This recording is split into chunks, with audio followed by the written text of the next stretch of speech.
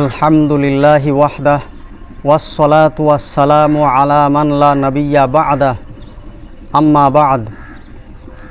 কাছের ও দূরের সমস্ত দর্শক বন্ধুদেরকে জানাই আন্তরিক সালাম। আসসালামু আলাইকুম ওয়া রাহমাতুল্লাহি ওয়া বারাকাতুহু। এর মধ্যেই আমরা জেনে গেছি যে আমাদের একটা উৎসব আমাদের সামনে আসতে চলেছে, যেটা হচ্ছে ঈদুল আজহা। এই ঈদুল আজহার দিনে একটা গুরুত্বপূর্ণ ইবাদত হচ্ছে কোরবানি করা।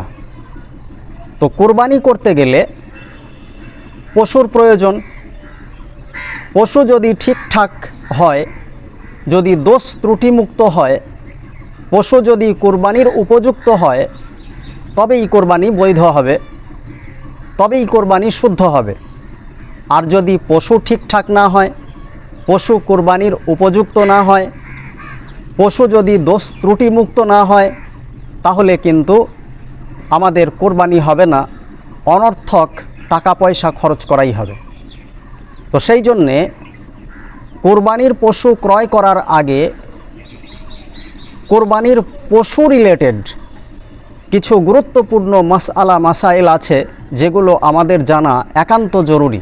তাই কোরবানির পশু সম্পর্কিত মোট 25টি গুরুত্বপূর্ণ মাসআলা নিয়ে আজকে আমি আপনাদের সম্মুখে হাজির হয়েছি। মাসআলা নম্বর 1, কোন কোন পশুর কোরবানি করা জায়েজ বা বৈধ? তো 6 শ্রেণীর পশু আছে যাদের কোরবানি করা বৈধ। এছাড়া অন্যান্য যত পশু আছে তার মধ্যে কোনোটিরই কোরবানি বৈধ নয়।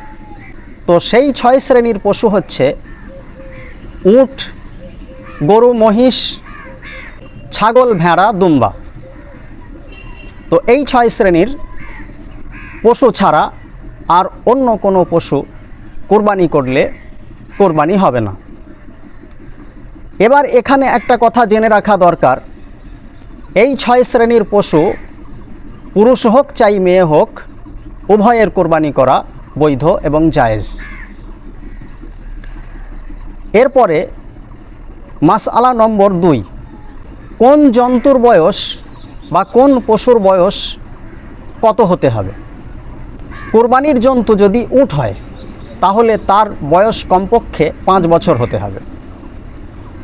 আর যদি গরু বা মহিষ হয়, তাহলে তার বয়সও হতে হবে কমপক্ষে 2 বছর। এর একদিন যদি কম হয়, তাহলেও কোরবানি বৈধ হবে না। এবার আসি ছাগল, ভেড়া এবং দুম্বা সম্পর্কে। এই 3 শ্রেণীর পশু, যাদেরকে আমরা ছোট পশু বলি, তো এদের বয়স কমপক্ষে 1 বছর হতে হবে, তবে এদের কোরবানি বৈধ হবে। এক্ষেত্রে জেনে রাখা দরকার, যদি ছোট পশু ভেড়া এবং দুম্বা হয়, বিশেষ করে ভেড়া এবং দুম্বার ক্ষেত্রে মাসআলা হচ্ছে, যদি এই 2 শ্রেণীর জন্তু 1 বছরের থেকে কমও হয়, আর দেখে মনে হয় যে 1 বছরের, হৃষ্টপুষ্ট হয়ে যাওয়ার কারণে দেখে যদি মনে হয় যে 1 বছরের, তাহলে কিন্তু এদের কোরবানি বৈধ হবে। তবে খেয়াল রাখা দরকার যে ছাগলের ক্ষেত্রে 1 বছরের 1 দিনও যদি কম হয়, তাহলে তার কোরবানি বৈধ হবে না। এখানেই আমরা ভুল করি, ভেড়া এবং দুম্বার মাসআলাকে নিয়ে ছাগলের মধ্যে ফিট করে দিই। এটা কিন্তু খেয়াল রাখা দরকার। 3 নাম্বার মাসআলা হচ্ছে কোরবানির জন্তুর অঙ্গ প্রত্যঙ্গের বিবরণ। এখানে মোট 11টা মাসআলা নিয়ে আলোচনা করব। প্রথম মাসআলা, শিং। যদি কোনো জন্তুর শিং একেবারে না ওঠে, অথবা উঠে কিছুটা ভেঙে যায়, তাহলে সেই জন্তুর কোরবানি বৈধ হবে। তবে যদি কোনো জন্তুর শিং একেবারে গোড়া থেকে উপড়ে যায় এবং এর কারণে তার মাথার মধ্যে সমস্যা দেখা দেয়, তাহলে ওই জন্তুর কোরবানি বৈধ হবে না। এরপরে আসি চোখ। যদি কোনো জন্তুর চোখ দুটোই অন্ধ হয় বা কানা হয়, অথবা একটা চোখ যদি অন্ধ বা কানা হয়, তাহলেও ওই জন্তুর কোরবানি বৈধ হবে না। আর যদি এমনটা না হয় যে দুটো চোখ অন্ধ বা কানা, অথবা একটা চোখ অন্ধ বা কানা, এমন নয়, বরং একটা চোখের 1/3 বেশি, অর্থাৎ 3 ভাগের 1 ভাগের বেশি যদি নষ্ট হয়ে যায়, তাহলেও তার কোরবানি বৈধ হবে না। হ্যাঁ, 1/3 বা তার কম যদি নষ্ট হয়ে যায়, তাহলে তার কোরবানি বৈধ হবে। এবার কান সম্পর্কে আলোচনা করব। যদি কোনো জন্তুর জন্ম থেকেই দুটো বা একটা কান না থাকে, তাহলে সেই জন্তুর কোরবানি বৈধ নয়। তবে যদি কান ছোট হয়, তাহলে কোনো অসুবিধা নেই। এবার আসি, যদি কান কাটা থাকে, দুটো কান কাটা অথবা একটা কান কাটা, পরিপূর্ণ কাটা, তাহলে সেই জন্তুর কোরবানিও বৈধ নয়। তবে হ্যাঁ, যদি একটি কানের 1/3 বা তার কম কাটা থাকে, তাহলে সেই জন্তুর কোরবানি বৈধ হবে। এবার আলোচনা করব নাক সম্পর্কে। যদি কোনো জন্তুর নাক কাটা থাকে, তাহলে ওই নাক কাটা জন্তুর কোরবানি কিন্তু বৈধ নয়। এবার আসি দাঁত সম্পর্কে। যদি কোনো জন্তুর দাঁত সম্পূর্ণ উঠে যাওয়ার পর 32টা দাঁতই তার উঠেছিল, এরপরে একটা একটা করে সমস্ত দাঁত যদি পড়ে যায়, আর একটিও দাঁত যদি না থাকে, অথবা দাঁত আছে কিন্তু অর্ধেকের যদি কম থাকে, তাহলে ওই জন্তুর কোরবানি বৈধ নয়। তবে যদি অর্ধেকের বেশি থাকে, তাহলে তার কোরবানি বৈধ হবে। আর এমন যদি হয় যে জন্তুটা কোরবানির উপযুক্ত, কোরবানির বয়স তার হয়ে গেছে, কোরবানির জন্য যে বয়স শর্ত সেই বয়স কিন্তু হয়ে গেছে, অথচ এখনও একটা দাঁতও ওঠেনি, বা দুটো একটা উঠেছে, অর্ধেকের কম উঠেছে, তাহলে ওই জন্তুর কোরবানি কিন্তু বৈধ হবে, এতে কোনো অসুবিধা নেই। এবার আসি জিহব্বা সম্পর্কে। যদি কোনো জন্তুর জিহব্বা বা জিভ কেটে যাওয়ার কারণে সে ঘাস বা খাবার খেতে না পারে, তাহলে ওই জন্তুর কোরবানি বৈধ নয়। এবার আলোচনা করব জন্তুর স্তন বা বাঁট সম্পর্কে। দেখুন, যদি বড় জন্তু হয়, যেমন গরু, মহিষ, উট, যাদের 4টি বাঁট আছে, তাদের 4টি বাঁটের মধ্যে যদি অর্ধেক বা দুটো বাঁট যদি শুকিয়ে যায়, ওই রকম ছোট জন্তু ছাগল, ভেড়া, দুম্বা, যাদের দুটো বাঁট আছে, তাদের দুটো বাঁটের মধ্যে যদি একটা বাঁট শুকিয়ে যায়, তাহলে ওই জন্তুর কোরবানি বৈধ নয়। এবার শুকিয়ে গেছে বোঝা যাবে কিভাবে? তো যদি ওই জন্তুর বাচ্চা হয়, বাচ্চা হওয়ার পর যদি তার কোনো বাঁট দিয়ে দুধ না বার হয়, তাহলে জানতে হবে ওই বাঁটটা নষ্ট হয়ে গেছে, ওই বাঁটটা শুকিয়ে গেছে। অনুরূপ, যদি কোনো জন্তুর বাঁট কাটা থাকে, আর কাটা থাকার কারণে বা বাঁটে যদি ঘা থাকে, যার কারণে সে তার বাচ্চাকে দুধ পান করাতে পারে না, তাহলে ওই রকম জন্তুর কোরবানিও শুদ্ধ হবে না। এবার আসি লেজ সম্পর্কে। যদি কোনো জন্তুর লেজ সম্পূর্ণ কাটা থাকে, বা 1/3 অর্থাৎ 3 ভাগের 1 ভাগের বেশি যদি কাটা থাকে, তাহলে ওই জন্তুর কোরবানি বৈধ নয়। এবার পা সম্পর্কে আলোচনা করব।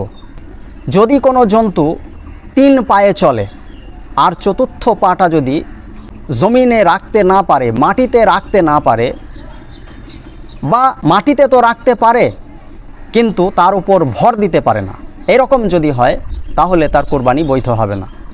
তবে যদি চতুর্থ পা মাটিতে রেখে আর তাতে ভর কিছুটা দিতে পারে কিন্তু খুঁড়িয়ে চলে, তাহলে তার কোরবানি বৈধ হয়ে যাবে।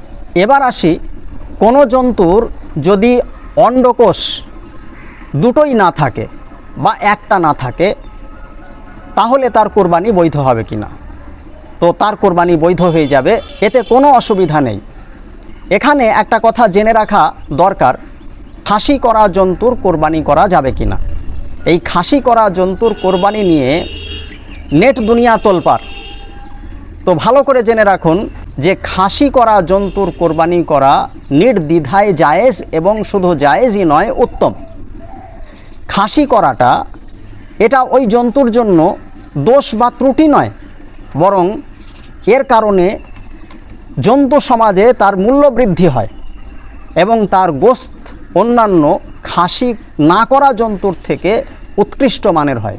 সেই জন্যে খাসি করা জন্তু, চাই সেটা যে কোনো জন্তু হোক, তার কোরবানি নির্দ্বিধায় জায়েজ। সুতরাং যারা বলছে জায়েজ নয়, তাদের ফাঁপড়ে পা দেবেন না। এবার আসি 13 নম্বর মাসআলায়। 13 নম্বর মাসআলা হচ্ছে যে জখম হওয়া জন্তুর কোরবানি করা বৈধ না অবৈধ। তো যদি কোনো জন্তু জখম হয়ে যায়, অ্যাক্সিডেন্টের কারণে হোক বা কেউ ইট পাথর বা ধারালো কোনো অস্ত্র দিয়ে তাকে মারার কারণে হোক, যদি জখম হয়ে যায়, তো দেখতে হবে জখমটা তীব্র অর্থাৎ বেশি না কম। যদি জখম বেশি হয় তাহলে তার কোরবানি বৈধ হবে না, আর যদি কম হয় তাহলে কোরবানি বৈধ হবে। এবার কি করে বুঝবো যে জখমটা বেশি না কম?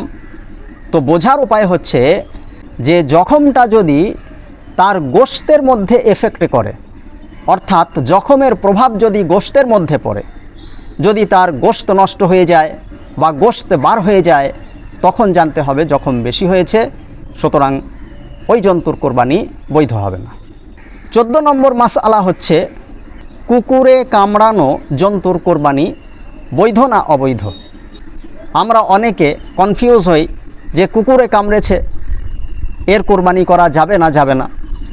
তো এই ব্যাপারে মাসআলা হচ্ছে যে যদি কুকুরে কামড়ানোর কারণে যদি জখম তীব্র না হয়, সামান্য একটু আদ্রু যদি দাগ হয়, তাহলে কিন্তু কোনো অসুবিধা নেই, কোরবানি জায়েজ হয়ে যাবে। আর যদি জখম তীব্র হয়, যেমনটা আগে বলা হলো, জখম যদি বেশি হয়, তাহলে কিন্তু তার কোরবানি বৈধ হবে না। নম্বর 15, দুর্বল জন্তুর কোরবানি করা কেমন? দুর্বল জন্তুর কোরবানি বৈধ না অবৈধ? তো এর আগে জানা দরকার যে দুর্বল জন্তু কোন জন্তুকে ধরা হবে। তো দুর্বল জন্তু হচ্ছে যদি জন্তুটা এমন হয় যে তার হাড়ের মধ্যে মজ্জা না থাকে। হাড়ের মধ্যে মজ্জা বলতে যেরকম হাড় রান্না করার পর আমরা ঠুকে ঠুকে ভেতর থেকে একটা ঘিয়ের মতো জমাট বাঁধা জিনিস বার করে আমরা খাই, তো ওটাই হচ্ছে মজ্জা। ওই মজ্জা যদি না থাকে, শুকিয়ে যায়, এবং এর কারণে তার নিজের থাকার জায়গা থেকে জবাই করার জায়গা পর্যন্ত যেতে তার কষ্ট হয়, সে যদি সামর্থ্যবান না হয়, তাহলে জানতে হবে জন্তুটা দুর্বল, ওই জন্তুর কোরবানি বৈধ হবে না।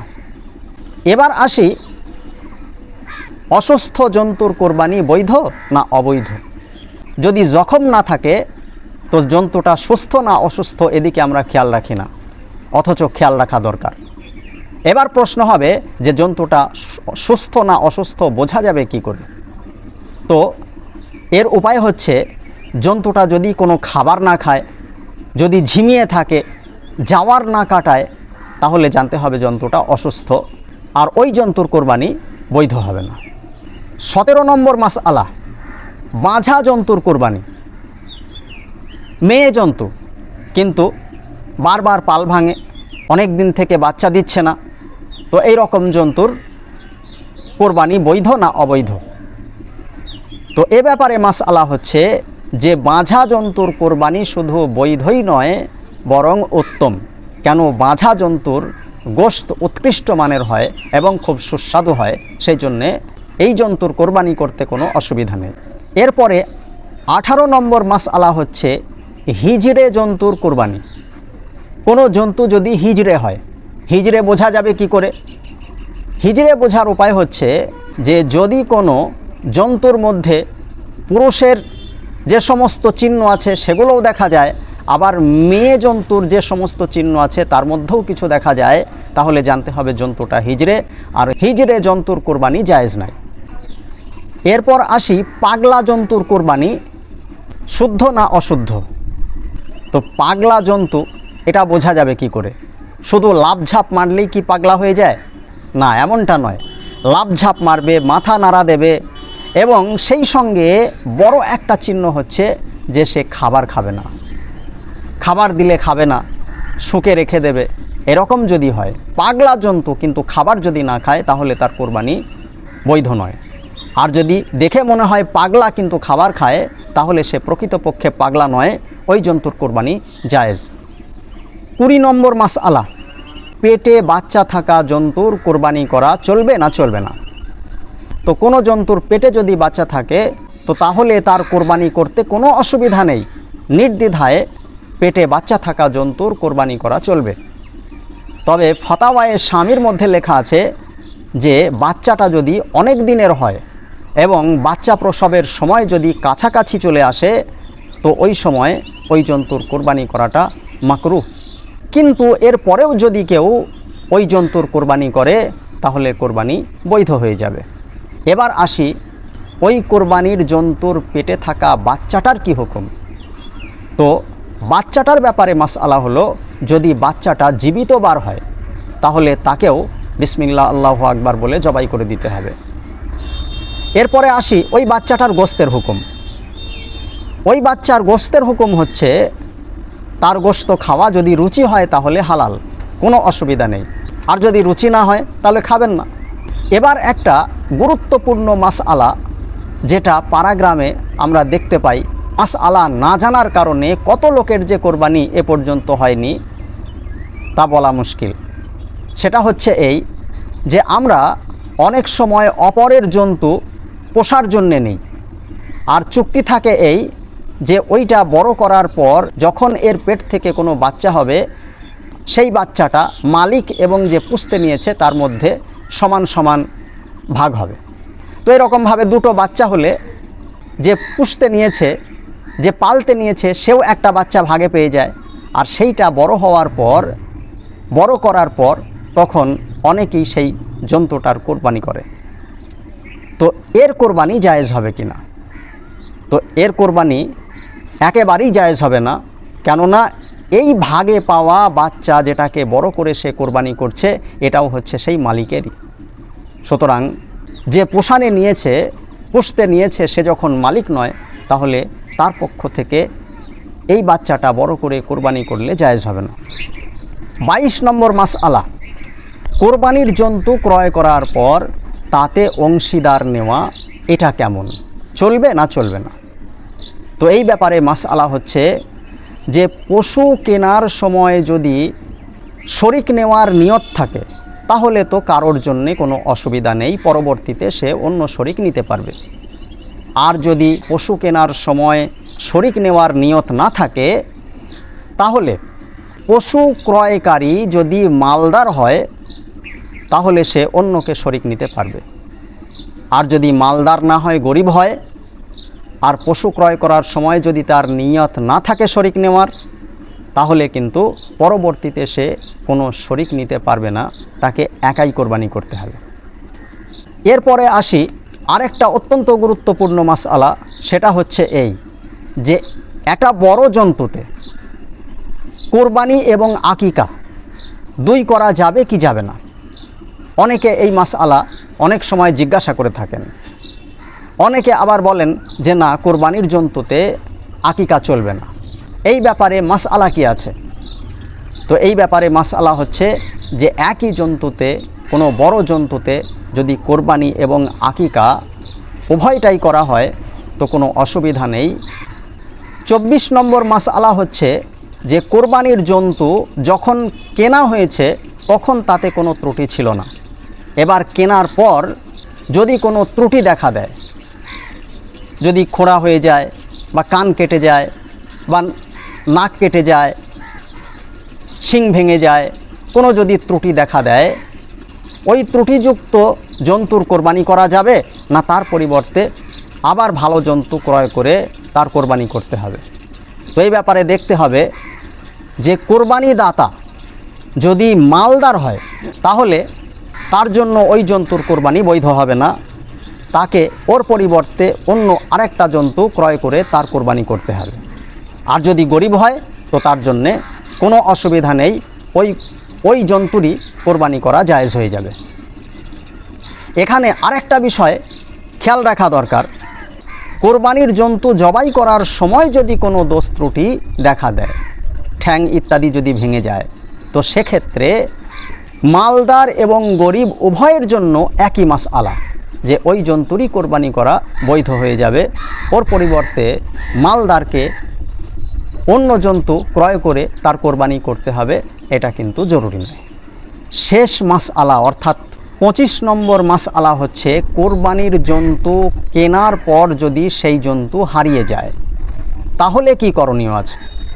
তো এই ব্যাপারে জেনে রাখা দরকার যে কোরবানি দাতা সে মালদার না গরিব। যদি গরিব হয় তো তাহলে তার জন্যে মাপ, আর নতুন করে কোনো জন্তু কিনে তাকে কোরবানি করতে হবে না। আর যদি মালদার হয় তাহলে তার পরিবর্তে আলাদা আরেকটা পশু কিনে তাকে কোরবানি করতে হবে, এটা তার জন্য জরুরি। এবার এখানে আরেকটা মশলা সামনে এসে যায় যে যদি ওই হারিয়ে যাওয়া জন্তুটা কোরবানির শেষ দিন অর্থাৎ 12ই জিলহিজ্জার সূর্যাস্তের আগে আগে যদি ওই হারিয়ে যাওয়া জন্তুটা ফিরে পাওয়া যায় তাহলে সেক্ষেত্রে ওই জন্তুটা কি করতে হবে। তো এক্ষেত্রে মালদারের জন্য ওই জন্তুটা যা ইচ্ছা তাই করতে পারে, তার কোরবানিও করতে পারে, আবার যদি নিজে রেখে দেয় অন্য কাজে ব্যবহার করে তবুও সেটা জায়েজ। কিন্তু যদি গরিব হয় কোরবানি দাতা তাহলে তার জন্যে জরুরি হচ্ছে ওই জন্তুটারও কোরবানি করতে হবে।